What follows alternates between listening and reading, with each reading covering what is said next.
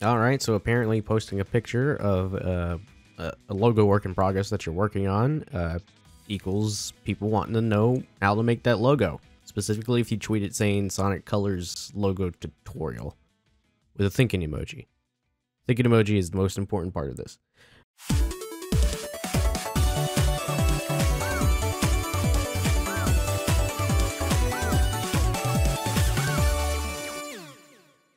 So, I'm going to be doing this a little bit differently. I was recording a video where it's just basically like the last video where I did the Sonic Adventure logo and I sped up the footage and did commentary over it. But this one, I felt like it would be a little bit interesting to go more in depth, maybe help people out with anything that might be questioned, or, you know, I feel like this one's going to be more of a laid-back sort of walk-through video of how to specifically do this, because there's not a lot going on here. And once you see what I'm doing, you can apply this knowledge to future logo creations and whatnot, and it'll come like a snap to you. Though if you do prefer how I did the Sonic Adventure logo tutorial, let me know in the comments down below. And if you haven't checked that out and you are interested in checking that out, I'll leave it in a card, as well as a link can be found in the description down below. So, without further ado, let's get started. So Sonic Colors Ultimate is coming up around the corner, and I wanted to do a video creating the logo just to help, I guess, push traffic towards it. And the Sonic Colors Ultimate and Sonic Colors logo in general is really cool because many may not know this little bar that you're seeing underneath the colors portion was actually practically what the Sonic Colors Japanese logo was, and I'll pull up like a picture of that right now just so you can see. I'll just grab the DS box art. So like I just go to Google and grab this box art for the Japanese version of Sonic Colors. You will see. Nope, that's not it. Here we go. It's bad quality, but as you can see, it's literally just the Japanese logo, and they changed the text up underneath it. I'm not sure what the text here says. I never really looked too much into the Japanese like box art for Sonic Colors, so like if anybody has a translation for that, just let me know. I'm not sure if it's like, you know, it could be Rise of the Wisps. For all I know, it might have something to do with the Wisps, might have something to do with Sonic. I'm not too certain. So yeah, just looking at that and seeing how they took that and reused it for this logo is really interesting, because they didn't really do too much. They just practically spiffed it up, made it more HD, and then you know, put the words ultimate, or the word ultimate. Ultimate's not two words, could be two words, and then it'd be the ultimate word. But unlike the ultimate life form, there's not two of them. Or are there? There technically are two ultimate life forms, now that I think about it. Bio-lizard. Anyway, so the main question is, when it comes to making these logos, I get asked this all the time. Let me turn CMYK mode off, because that's if you're doing like t-shirt designs and prints. This is the logo. You're not going to print this out on a shirt unless you are. I don't know. The big thing that I'm always asked is, what fonts do I use? And you know, it's a big thing. You're always trying to find something that looks very close or similar to the official Sonic logo font. But the font that I use is the mostly well-known font, the Sonic Nise Sega font, the basic one. The basic fan-made one. Like literally, if you just search up Sonic logo font, it'll be the most popular like listed one. And what I do is, this part is kind of hard to describe, because if you're not familiar with Photoshop or using Photoshop, it's not something that comes, you know, like I say that I just convert it to a shape and use the pen tool. But someone who's never used Photoshop before is going to be like, what the heck does that mean? So in Photoshop, you can actually transform or convert the text, whatever you're writing out in a font, into a shape. And by doing that, you're able to edit it even more. So if I convert this to a shape and then just, I don't know, let's select this, then we just select this anchor point here. I can just drag it and do whatever I want with it. So basically what I do then, after I'm done pretty much messing around with it, I just shape it into, you know, just how I want it to look. Something similar to how, you know, the S looks, or the O. Like I'm gonna transform the O to rotate it a little bit and then center it up so it'll match up with how the inner part of the O and the colors looks here. Obviously I'll have to adjust to see, but as you can see, this fan-made font is practically almost so close to how most of the Sonic logos look that it can be kind of hard to identify if you've made a change to it. So I'll be leaving a link to all the logo fonts in the description down below. Now I know the next question is going to be is what font is used for the colors portion, and that is actually a font called Syntha Regular, and I'll be leaving a download link to that down below as well. So fonts out of the way, we're using the fan-made Nise Sega Sonic font, as well as Syntha Regular. Let me go ahead and transform this to a shape, because what I'm gonna do here is actually a lengthy process. I'll probably just speed this up. But I'm gonna duplicate this shape layer and take out all the letters that I don't need and leave only the individual letters, because as you can see, colors has a different color for each of the letters, and I can't really do that with a shape, because if I just select this, right, if I just select this shape right here, just the C, right, or let me try that again, and then I go over here and I get the gradient tool, it's not gonna just change the C. As you can see, it changes all the characters in the logo, and that's not what I want. I want to be able to make it just one specific color. So going in, duplicating it, and basically making it how I want it to look, or basically making it to where each letter of this colors portion is separate, I can then go in and change the color. Obviously, I'm gonna have to also modify the R, which is gonna be very interesting to try and pull off. So let's just do a speedy transition of where I'm doing that. Yeah, commentary, my strong suit. All right, and as you can see, we have all the letters as their own individual shape, and it's all looking fine and dandy. So now we get to go in and color them. So let's go ahead and get the coloring for Sonic out of the way. I have all the colors key-coded here. I'll be leaving the hex like codes for each color in a comment down below. So yeah, let's just go ahead and use the eyedropper tool here.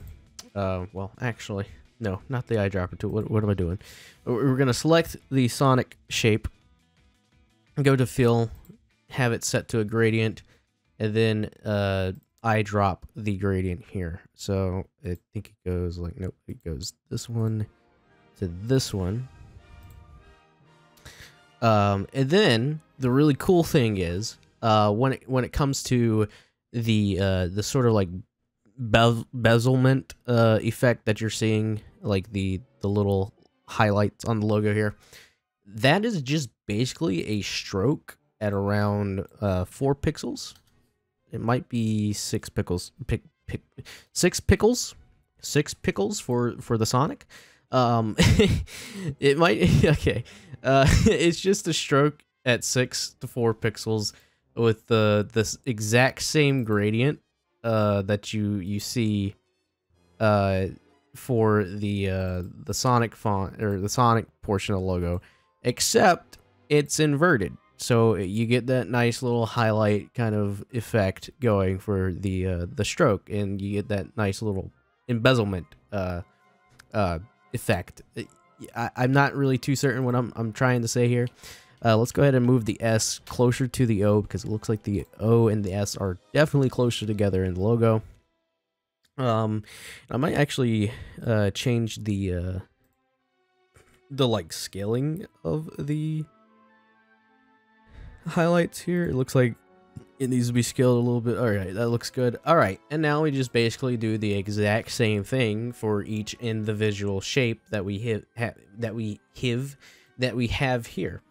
So just the basic rinse and repeat. It's literally as simple as that, and you just go in, and then we add a 4-pixel stroke, gradient it, then do the exact opposite selection, and that's just pretty much it. You know, it's really that simple. So again, I'm probably gonna do another speed up because there's not really much that I could say about this part. It's just basic coloring of the logo. And there we go. Now, just a preface, I am remaking the ultimate portion of the logo. I just really love how flat colored the Rise of the Wisps logo looks. So that's why I'm basing it more off of the Rise of the Wisps portion logo. But we'll still be basically recreating the ultimate logo. So yeah, just thought I'd point that out for anybody that's confused. So yeah. So far, it's looking really good. I will be making the adjustments to the R using the pen tool, and I actually need to make some adjustments to the C of the Sonic portion.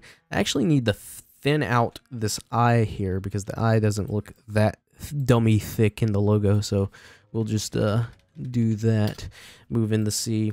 I actually need to... What happens if I delete this anchor point? Oh, just smooths it out a little bit more. Okay, that's cool. We'll use the less anchor points, the better. Now, each font, when it gets converted to a shape in Photoshop, is very specific. The Sonic font, thankfully, doesn't have that many anchor points added to the fonts.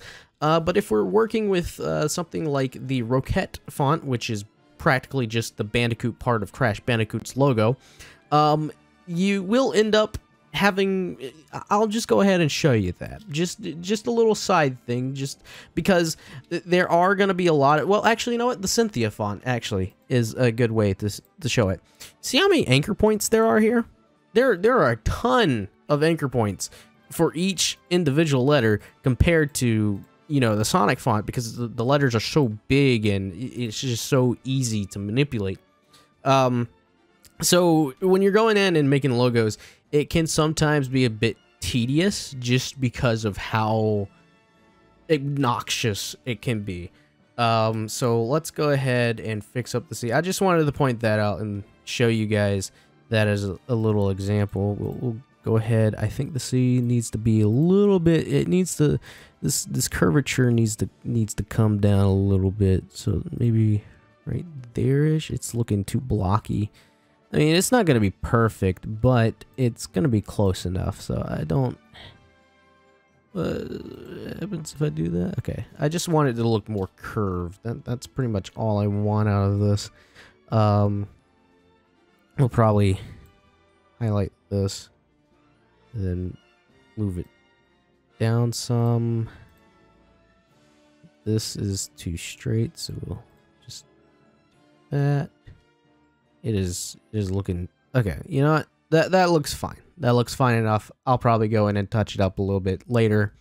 But for now, I'm pretty content with that. And so far, we've pretty much got the coloring done for the logo. I will need to probably reshape everything here for the colors part, so I'm going to group that. And by reshape, I just mean scale it down a little bit so we can keep the sort of scaling here to match up close to how it looks in the Ultimate, or the Rise of the Wisps logo. Now comes the obnoxious part. Whenever it comes to Sonic logos, more specifically Sonic logos, they tend to have a backdrop that goes with it. And the backdrop is this little, like, gradiented area behind the colors logo, as you can see. Now, in some cases, this backdrop is not as obnoxious. In some logos, it's not that bad, but for this one, it's gonna take some work because of the fact that there's just so much we're working with here, and the way that I do backdrops is I don't tend to eye it, because when you eye it, it can come out many different ways. Now, the safest way to go about this and get it as close to the original as possible is eyeing it.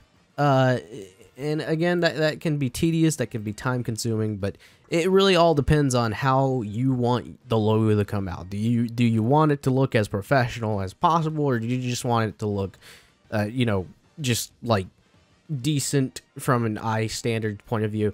It's your logo, however you want to do it. If you feel like you have the confidence and you have enough, you know, experience with the pen tool, you can do that, but it does take time, and it can take a lot of time trying to get this to look almost exactly how this looks. So before we actually do that, let's go ahead and work on the R. Now, the R, as you can see, is its own shape. And you may be wondering, well, how, you know, if you delete an anchor point, let's say you go in and you're like, oh, well, if I want to split these two, you just delete those anchor points. That's not how that works in Photoshop. You might get away with it in Illustrator, because Illustrator works a little bit differently when it comes to making shapes and whatnot. In Photoshop, you can actually use the pen tool. Now, I'm not sure if this is the recommended way to do it, but this is by far the easiest way that I've been able to do it. Unless you just want to go in and you download the logo and you just, you know, reconstruct it by tracing over it with the pen tool. That could be an option. What I like to do is I like to go in here.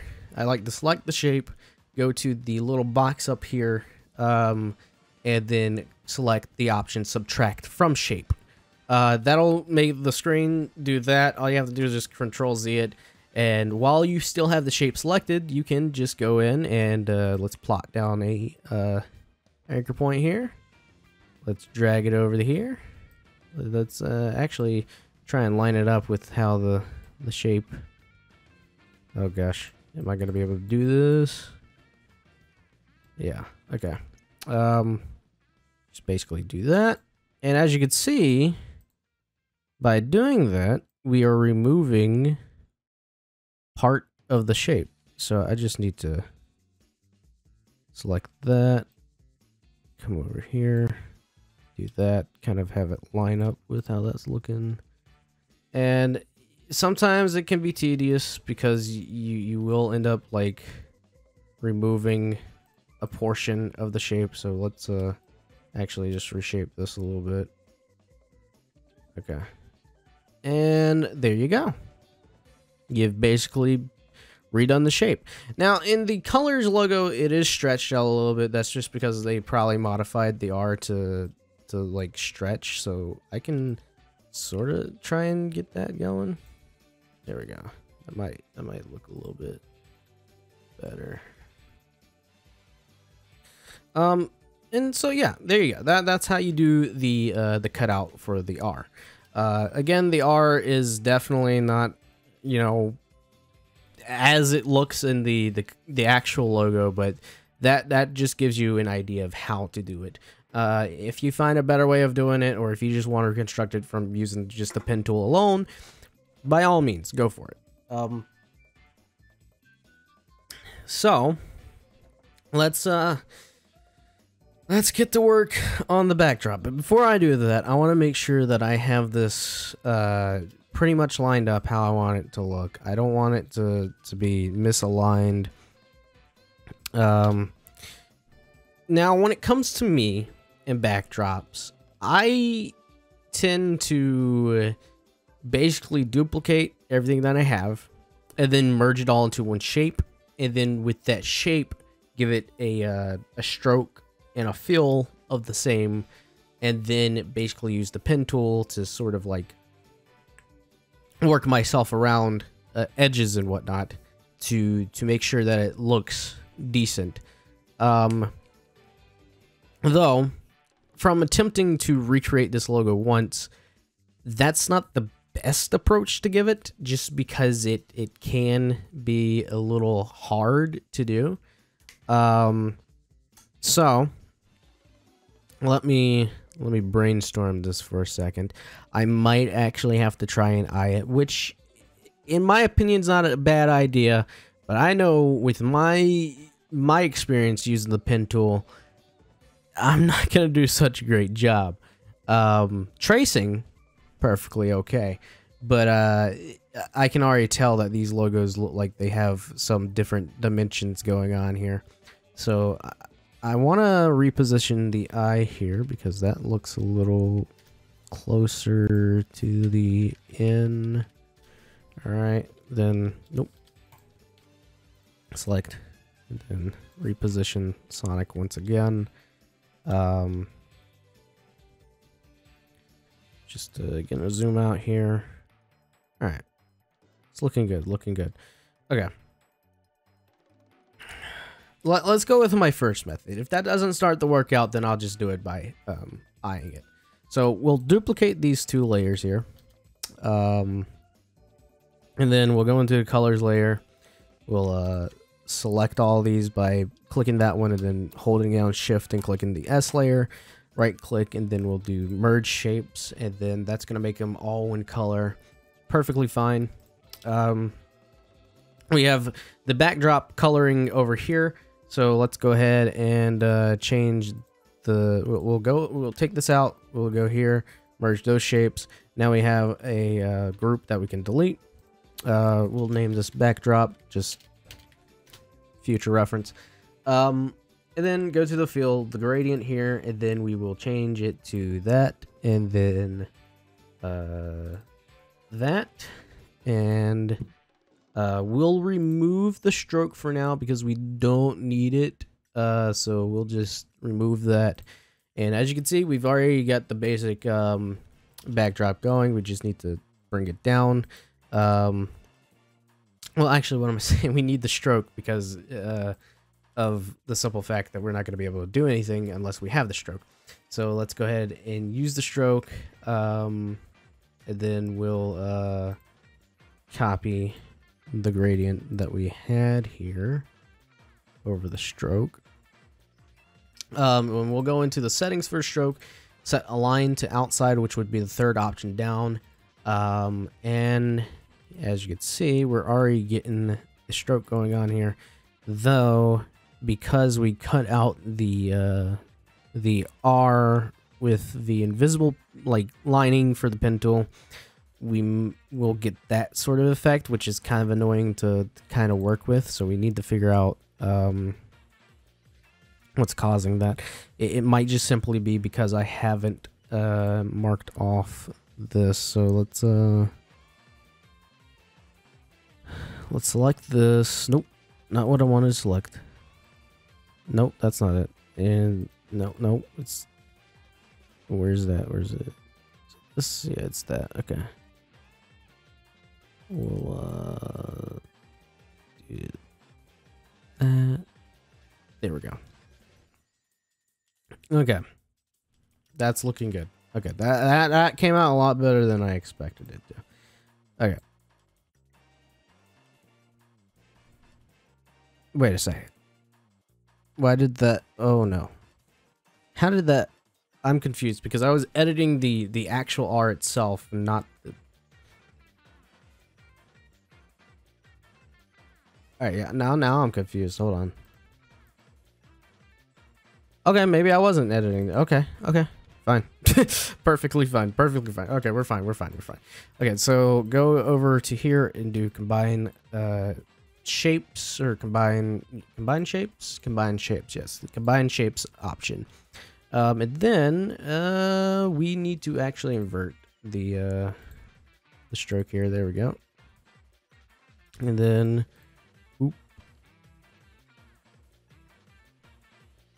okay. I might start here just because I know there's a curve here that we need to work in between the S and the C. It also doesn't help that we have to maintain the same stroke. I mean, technically I could do a new layer, but I don't know how that's gonna look, because if I do a new layer here, let's increase the stroke size. How's that looking? How's that looking? Maybe we increase the stroke size a little bit. Yeah, okay, so now that we've increased the stroke size, I can actually just work off of that, working into, okay, that actually helps out a lot. Same over here, so I don't have to worry about doing that. Same with the, okay, so yeah, now I just need to really sort of like fill it in. So let's actually up the pixel of the stroke one more, two more. Is that too much stroke? Nah, I don't think that's too much stroke. Does that look like too much stroke? I'm gonna have a stroke looking at it. we'll lower it back down to, what was it, 12? I think it was 12. Yeah, we'll lower it back down to here. All right, now we just basically fill it in. Fill in montage. This isn't gonna be an actual montage. It's just, I felt like saying montage instead of speed up. All right, so I've come up with a sort of compromise for the logo backdrop. Now it is very noticeable. I'm gonna have to do some touch-ups on it. But essentially, what I did was I was having some trouble with the S here, the S, and the trouble that I was having was trying to get it to do this little curve in right here, and basically the way that I achieved it to do that is I duplicated the S and gave it a separate stroke. Now from a glance, it doesn't look like it you know, it's that big of a difference, but if you zoom in, you can actually see that the gradient kind of doesn't really work here.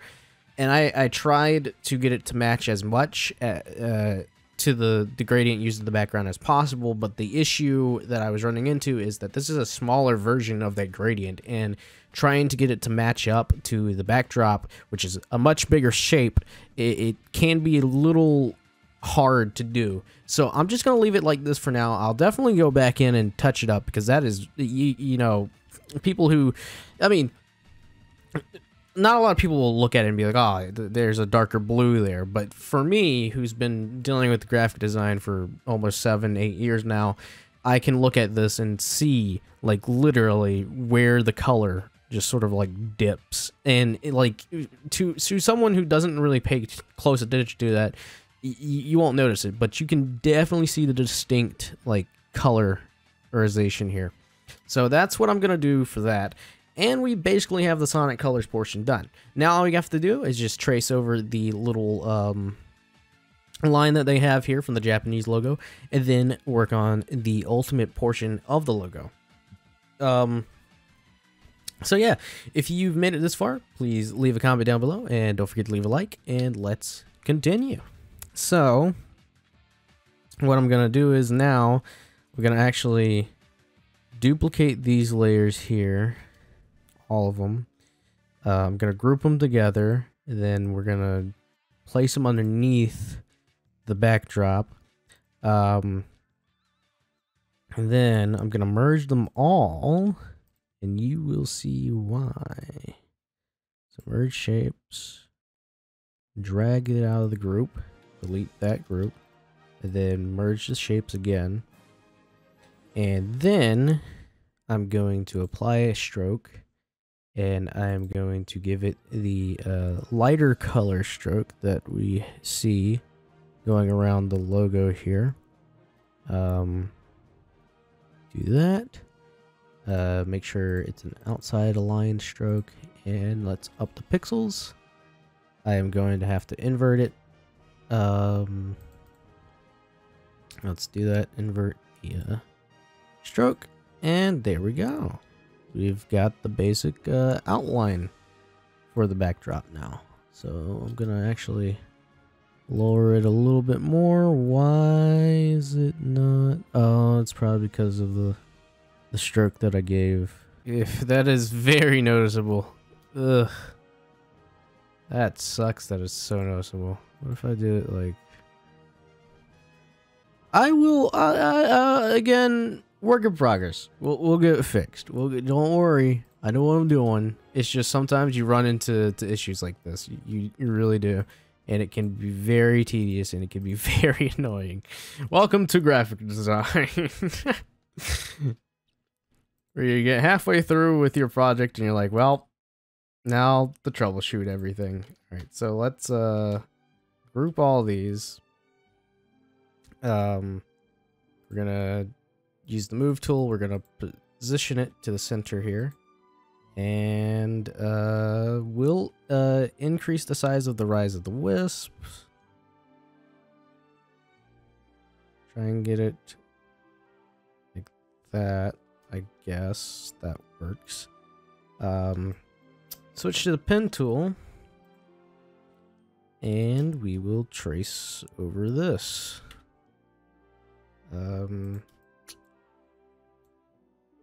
Not too difficult of a trace. Very simple one.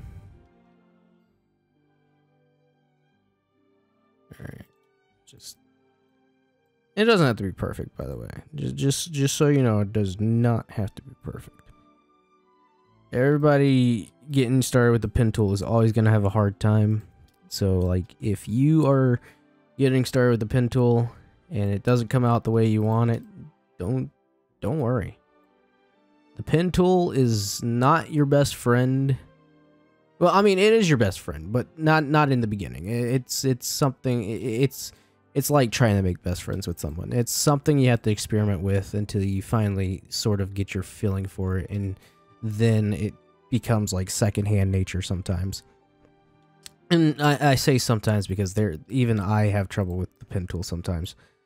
So we're just gonna have to try and line this up. Let me use the ruler here. Does that look aligned? That looks sort of aligned. Let me get rid of that. Get rid of the guide.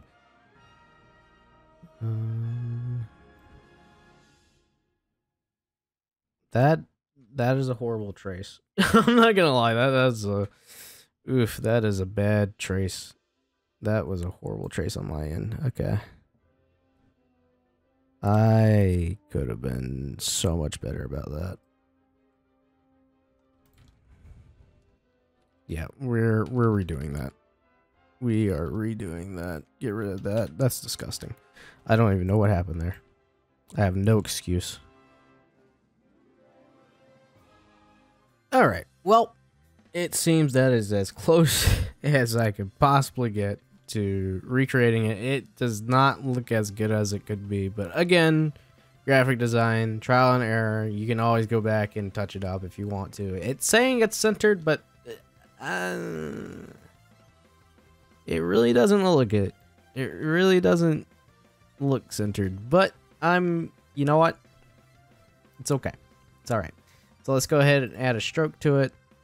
Well, actually, let's combine the shapes so we can have it as one. And then let me bring up this logo again for the reference. It actually doesn't have a gradient. The only thing that has a gradient is the stroke around it. So I'm gonna remove the gradient here. Delete that because I accidentally dragged that into the Photoshop file. My bad. Let's go ahead and color code. Well, actually, it's basically just a darker color here. We'll just do that. Then for the stroke, it's a gradient, and it looks to be using the same gradient as the outline for the logo itself. So let's go ahead and copy the colors for that. And actually select it and make the stroke corners caps, so you get that little rounded effect. And so far we've basically just recreated the Japanese logo. And now all we have to do is figure out the font for Ultimate here. and just basically apply the same effects that we have to the Sonic gradient here, and you know, it'll be done. So let me do a quick search and see what that ultimate font is, and I'll be right back.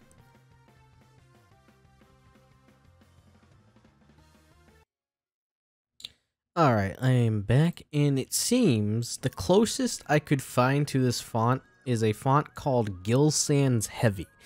It is a premium font, though I know there are ways of getting it. I'm not too certain if it's a free font, so I wouldn't go out of my way to actually go through and find it on a pirated website. But again, that's completely up to you. I don't indulge that, but it is the closest that I could find to the font that they used here for Ultimate. So let's go ahead and change the size of it here. And if it's not Gill Sans Heavy, let me know what you think it is in the comments below.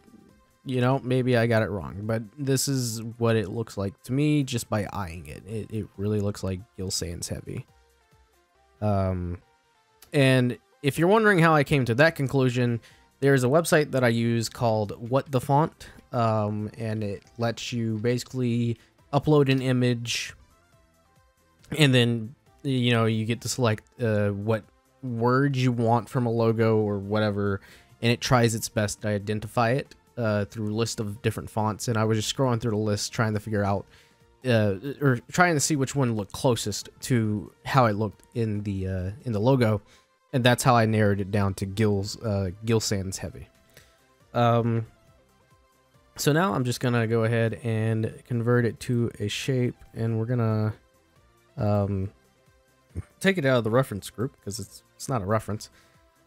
We're gonna give it the gradient that it has for Sonic, except we're gonna invert it because it looks like it's an inverted version of the Sonic logo. Well, I mean, I guess in there it's not inverted. It's actually darker to lighter, whereas this one's lighter to dark. And then, oh, actually, since this one's darker to light, or lighter to dark, let's try and mirror that. Let's mirror that. Maybe it'll look, yeah, I think I like how that looks. So we'll go ahead and apply a stroke to it. But I'm going to duplicate it because it looks like the stroke that they have on it is bezeled. So we're going to duplicate it. Gonna get a gradient going on here. We'll give it the it looks like it's a dark, like, kind of gradient here, so we'll just basically do that. I think it might, yeah, it's an inside, so we'll do that. We'll lower the stroke down to 5. Does 5 look good? 5 looks alright. Could be better, but I'm probably going to move this away from the T a little bit. We'll move the A out a little bit. Okay. And then go to blending options and apply a bevel and emboss to it. We'll make the size a little bit bigger. We'll make the stroke, let's go back to the stroke. Nope, too big.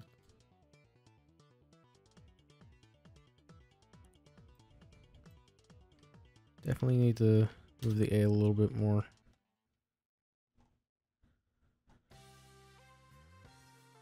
Not too much, not too much. Let's not move it too much. Yeah. All right. And that, aside from going here and grouping these and then go in the blending options and giving it a drop shadow. That's not the type of drop, though that does look nice. That, I'm not gonna lie, that looks nice for a drop shadow. Looks really nice for a drop shadow. But not the drop shadow I was looking for. Let's actually go in and do this. Drop shadow. I'm still not getting the drop shadow. There we go. There we go. That's the drop shadow that I wanted. What if I added the drop shadow to this one? How's that gonna look with the S? How it looks there? Very strange. So we're gonna actually just.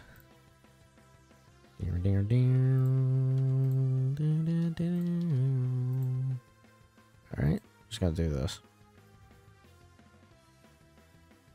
Cash started, I keep there. Alright. I got the drop shadow going on for those. Let's bring it up. We'll group all this together. Just logo in all caps. Select all. We'll go to move. Reposition it. For whatever reason, that is also not where it's supposed to be. Shape 2. Group 2. Let's move that. Okay. Alright. Now it's looking good. Now reposition it. There we go. Get rid of the references, get rid of the colors, and then go here, and then just... How does that look? Nah, you know what? I take it back. That doesn't look good as drop shadow. Drop shadow, and boom! Aside from, you know, modifying the characters like the L here, which could be easily done, so let's just, you know, let's just do that, get that out of the way, because the L is usually shorter. The O's are pretty much longer. That's pretty much the only thing that I think I needed to really modify. Let's make it a little bit shorter. That looks fine. I like that one. I like that size. There you go. We've done it. We've made, or remade, kinda, aside from the little mess up that I have to clean up here. But we basically remade the Sonic Colors logo. And, you know, it's a little bit of a longer video than usual, but I say it was worth it. If you learned something from this, let me know in the comments down below. If you have any questions, concerns, leave them in the comments down below as well. I'd be more than happy to answer them. So hopefully this helped. I know a lot of people were asking, you know, a lot of questions when it comes to logo design. I am more than happy to provide answers. So yeah. Don't really know how to end this video off. We did it. Woo woo.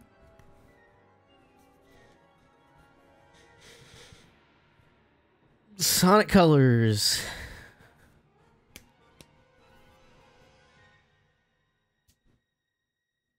Yeah.